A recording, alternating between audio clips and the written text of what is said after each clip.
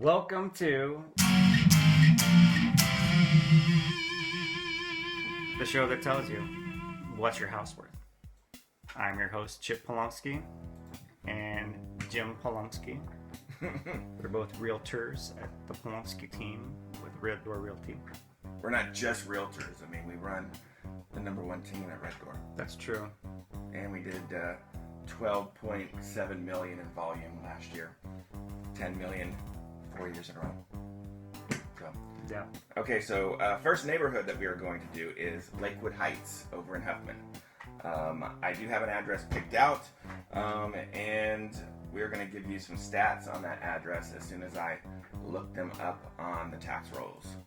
In the meantime, Chip's going to tell you a little bit about Lakewood Heights and the Huffman area. Lakewood Heights.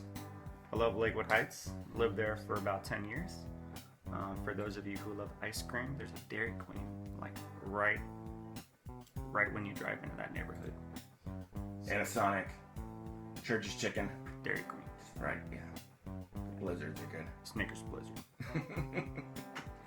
But also Lakewood Heights, it's for those of you who like to fish, it's right off of Lake Houston, and it's got a good boat launch too.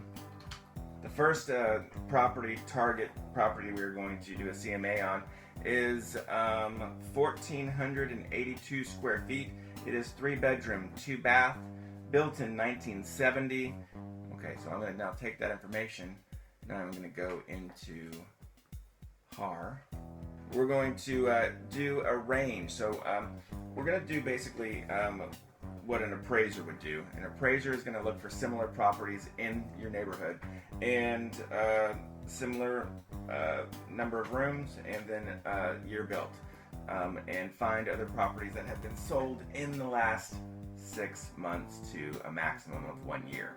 So I'm going to go into square footage and I'm going to put a range of, let's say, 1,200 square feet to, let's go 1,700, or would you go 1,800?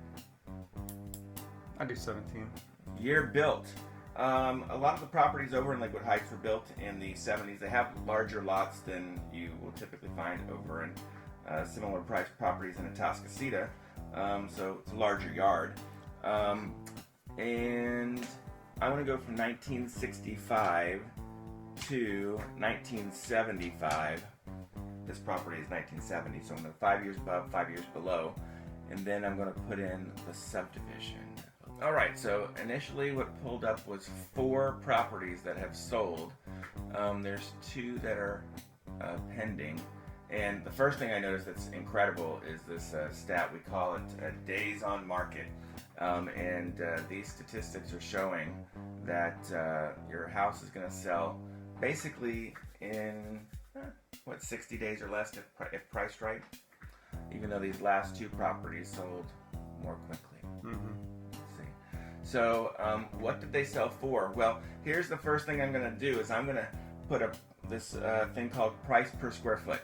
Okay, so that is achieved when you take the price of a property divided by the square footage, and that gives you a number. So the lowest price per square foot was $87, and we'll put the 53 cents per square foot. And the highest priced one was $108.32. Okay, so what that does is it gives us a range of what our property is worth, between $87 per square foot and $108 per square foot. Now here's where it gets a little interesting. Okay, I have to go through and see, did the $87 per square foot one, was that one beat up a little bit? Was it in mint condition? House looks okay. House looks okay. What? Is that granite? Can't really tell if it's granite. Looks like granite. Let's say it's granite. Let's give them the granite. That wood paneling right there is pretty hideous. Painted over wood paneling. What's this? So the ceiling's got a texture to it. The picture doesn't really do it justice. I bet it looks nicer in person. Yeah. In the front of the house, the garage.